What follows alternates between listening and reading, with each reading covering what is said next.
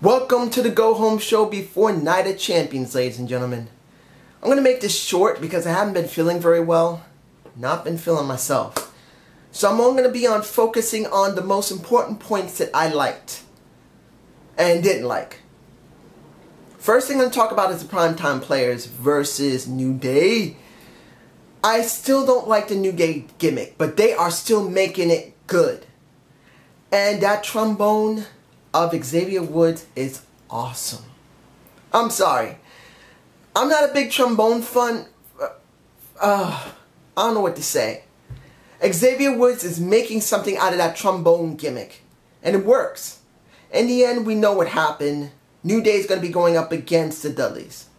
Do I believe it's going to be a good pay-per-view with them in it? Of course it will be. You got one of the most charismatic teams in the last few decades in the Dudleys, and a new up-and-coming team that is pretty funny even with a fucking terrible gimmick in New Day. Next, Miz TV with the Wyatts and Mini Shield. Now, I really didn't care about this segment even though it wasn't done bad. The reason I'm mentioning is because what Roman Reigns did was very good. He acted more down to earth like himself. He pretty much said, you hurt my cousin? That's my blood. You're going to pay for that. We got ourselves a partner. And wait until it happens. And Night of Champions, you're going to find yourself done. I'm going to whoop your ass. That felt a lot more substantial than what we have gotten in quite a long time. And that's the reason why I mentioned it. Now, Ryback versus Kevin Owens. I felt that Ryback should have been the one that Kevin Owens went up against instead of Cesaro. I'm being honest here. Seeing Ryback deal with Kevin Owens is actually something I have no problem with. Yes, Ryback has just been an Intercontinental Champion. He came back from a staph infection. But let's be honest. I find this more easy to digest than Cesaro and Kevin Owens because it was too soon for both of them. Ryback has been the IC champion for a while. Even though he wasn't there, they made sure that people reminded them that he was the IC champ and that he was important. And the little bit about him doing the Elvis, doing that was stupid. But it was funny. And that felt good to see. They made something out of it. Even though it wasn't great, I still enjoyed the segment those two had. I'm not going to talk about Stardust and the Ascension versus Lucha Dragons and Neville. I don't really care. They need more to it, and there's just not much there. Even though it's something, it's just not enough for me personally. The thing that makes no sense. Dolph Ziggler dealing with Rusev alone without Lana. If it's true that Lana did hurt her wrist, I can understand why they went down this route. Excuse me. Oh, it's hard to talk. I got a bad sore throat. It has been messing with me for days. But having no Lana there, it's as bad as Lana having no Dolph there. But let's be honest. When Lana was there by herself, people still wanted her. With Dolph here, they care about her, but they want Lana more. So, if Lana is hurt, I hope she comes back and finishes the feud with Summer Rae. Because this is bullshit. It just is. And that little package she got, and that's a Summer Rae. What does it mean?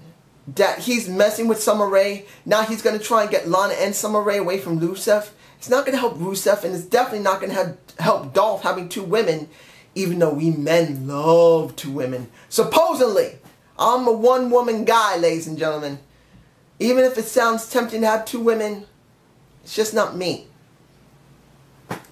Anyway, the two things left I'm going to talk about is one, Nikki Bella versus Charlotte. Let's be honest here. Was that match good?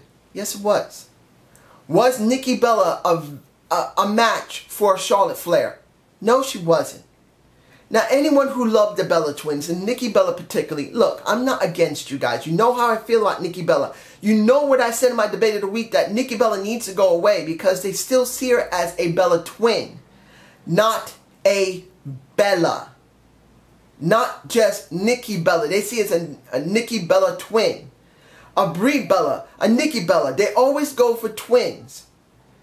And she needs to go away for a while and let Brie be by herself.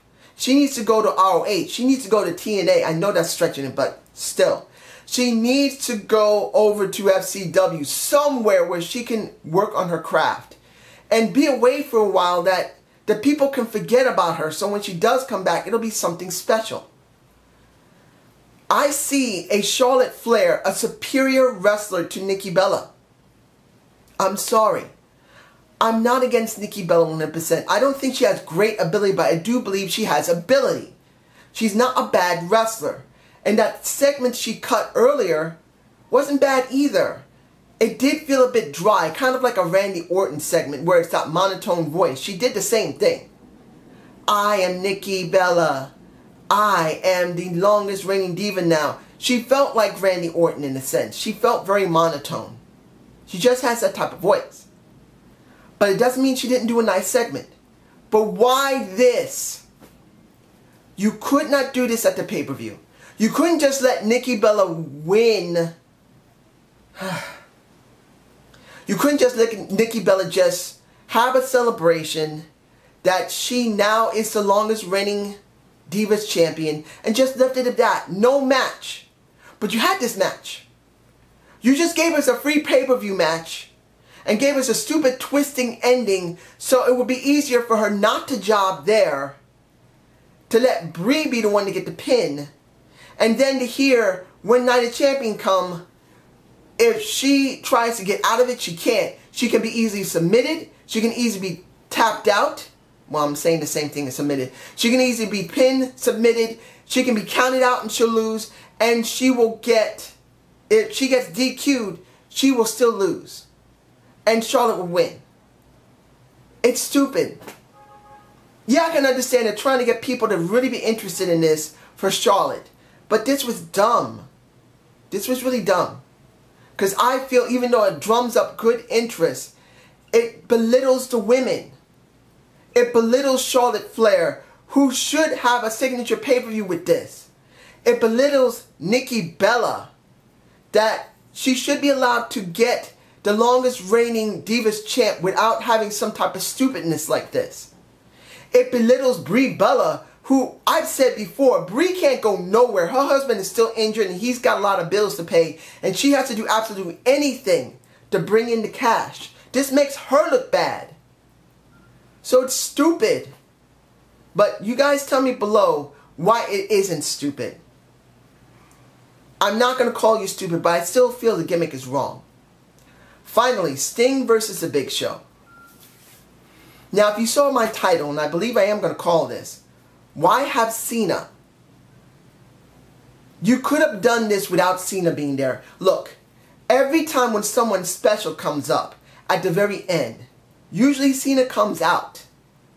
And I feel like this was not necessary for Sting to have to team up with Cena after he was dealing with Big Show, when he was going to win against Big Show. And then having a tag match, and then having Seth tap out, which I feel is a wrong thing to do anyway. Seth should not be allowed to tap here. He's going up against two opponents, in a Cena and a Sting. Aren't you going to try and make Seth seem tougher? But what do we get? We get Seth bitching out to a Sting in the Scorpion Deathlock. Didn't I tell you guys that if he didn't get pinned at the last pay-per-view at SummerSlam, that he's going to be bitched out worse at the next pay-per-view or anywhere else down the line? This is bitching Seth out. And I know a lot of people can say, no it isn't, he's just got a great rub from Sting. You could say that if Seth has been built properly, and he hasn't. He's been such a cookie-cutter chicken shit heel, as many people like to say. Why do you care? You know he's going to lose one of those titles. There's no way they're going to let him keep both. He's going to lose one of those titles.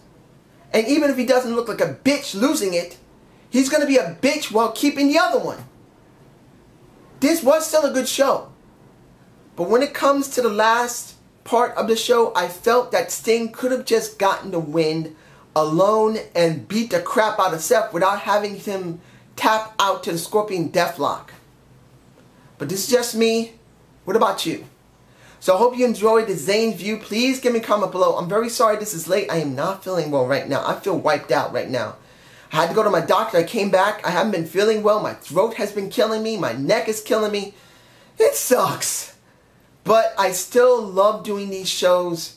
And I say this to everyone. I thank you. I'm nearing 130 subscribers. It's insane. I didn't think I would have even 10 people even look at my videos, let alone 130 people wanting to leave comments, even if there's like one or two. But you get what I'm saying. Thank you from the bottom of my heart. I really mean it. Have a good day. I'm really not feeling well. Peace.